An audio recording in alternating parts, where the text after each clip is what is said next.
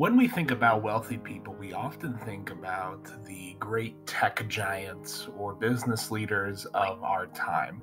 We think about them as not just the wealthiest people in modern day, but also the wealthiest people overall.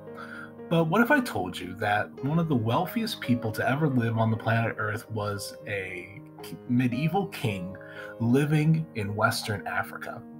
Hello, everyone. Welcome to Mr. H on YouTube, and today we're going to be talking about Mansa Musa and how his legacy impacts our study of Africa.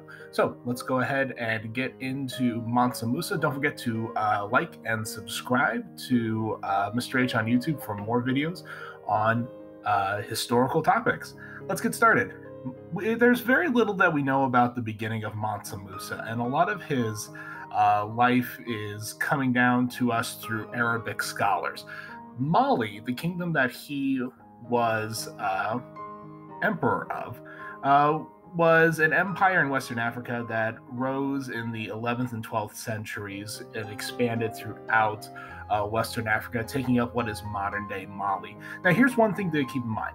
I'm going to be saying Mansa Musa a lot in this video, but one thing to keep in mind is that his name was Musa the First. Mansa is actually his title, and it means Sultan, Conqueror, or Emperor. Now, Mansa Musa is famous for his pilgrimages and his vast wealth.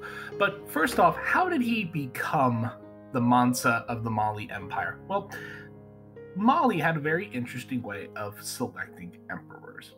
What would happen is that the emperor would choose their successor before their death, and they would actually give up the throne as a sort of regency for the upcoming emperor. And so while Musa was next in line, the previous emperor gave up the throne and gave it for Musa's governance. The thing is that he didn't do it because he was going to go to war or was sick.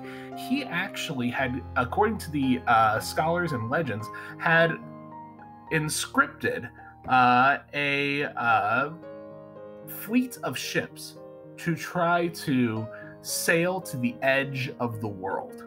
So according to the records and research, the king got 200 boats full of men and food and sailed to the other side.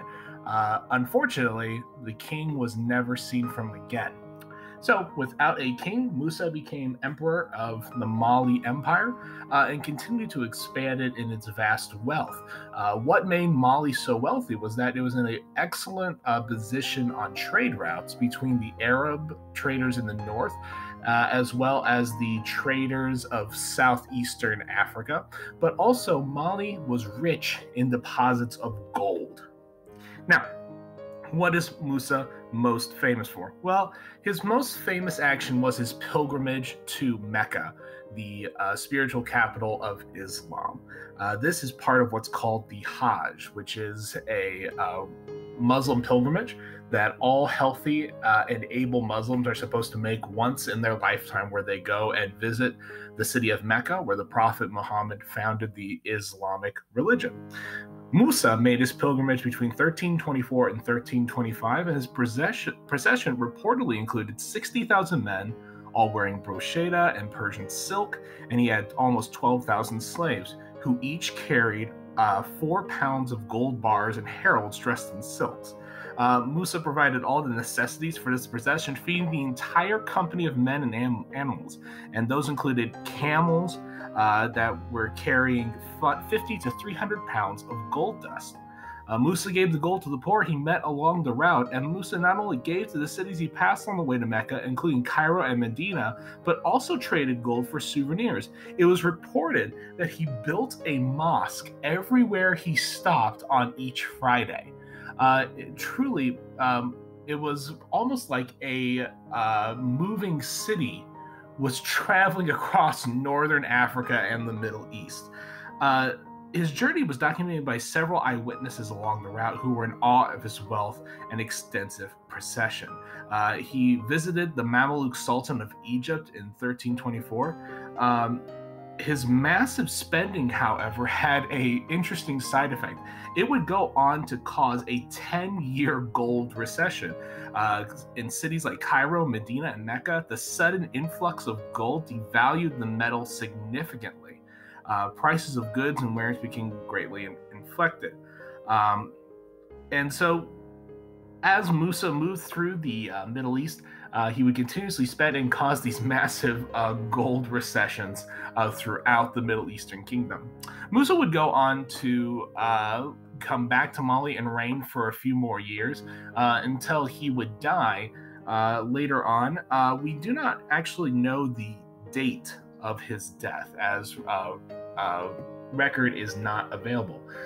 But what do we learn about Musa? Well, what I always like to think about when I think of and study Mansa Musa, I like to see him as kind of a great way of introduction into the people of Africa, because we sometimes in our modern Western thought think of the African peoples as inferior, as being completely defined by colonialism, by European colonialism.